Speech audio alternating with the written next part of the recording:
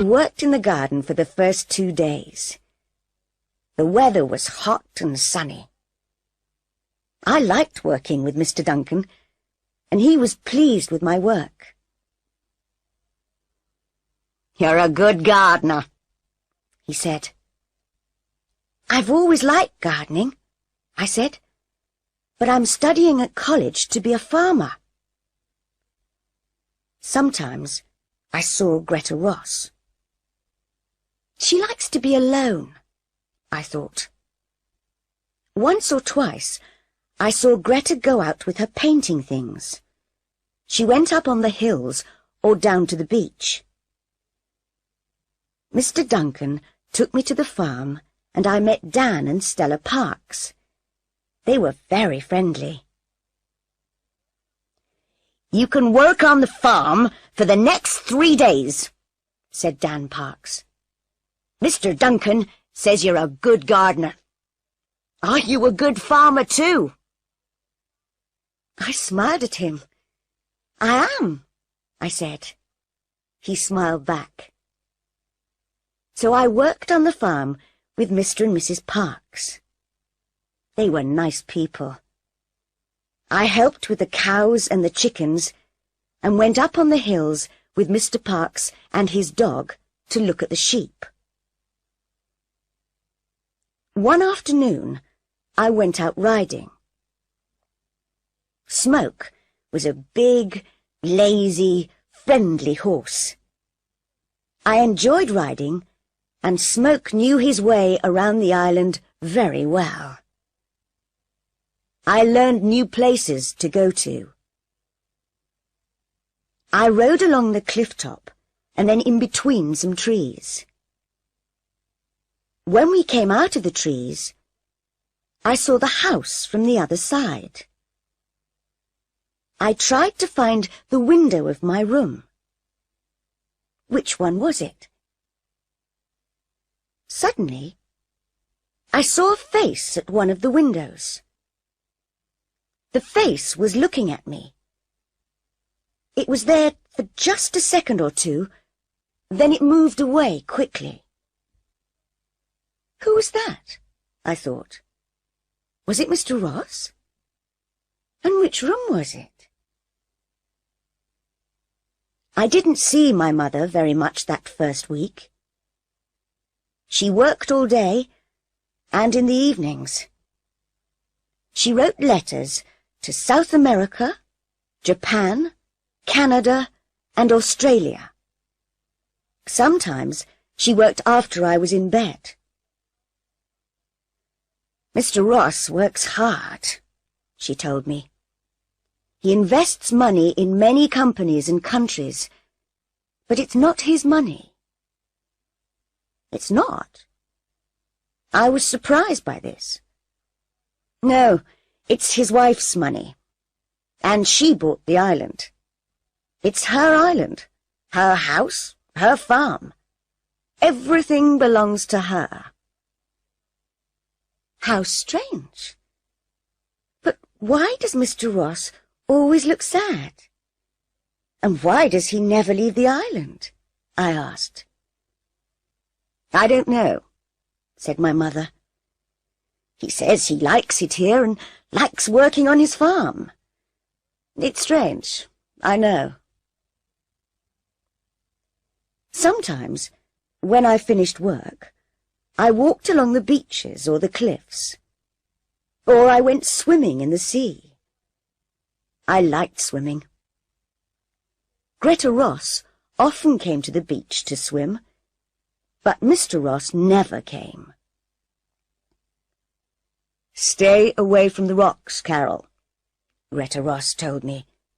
"They're very dangerous." "I will," I said. Sometimes I took my camera to the beach and took photographs of some of the boats that went by.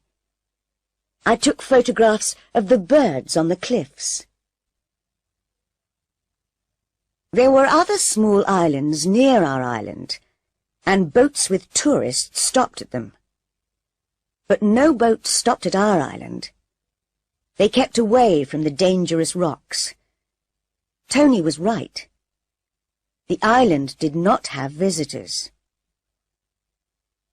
One day, I was walking back to the house and had my camera with me. I stopped and looked at the big house. Mr. Duncan was working in the garden in front of it. At first, he didn't see me. I'm going to take a photograph of the house, I thought. The sun is in just the right place, and it will make a good picture. I looked at the building through my camera and took the photograph. Mr. Ross was coming out of a door. He was in my picture too, and he looked angry. It's all right, I thought. It's still a good photograph. But Mr. Duncan was running across the grass. He came quickly up to me and said, "Give me your camera." He looked very worried. "What's wrong?" I asked in surprise. I gave him the camera. "Never take photographs of Mr. Ross," he said. And then he opened the back of my camera and took out the film. "Hey, what are you doing?" I said. "You'll spoil my film." But he didn't stop. "Sorry," he said, and he put the film into his pocket. "But no pictures of Mr. Ross. He doesn't like people to take pictures of him." Mr. Ross was watching us.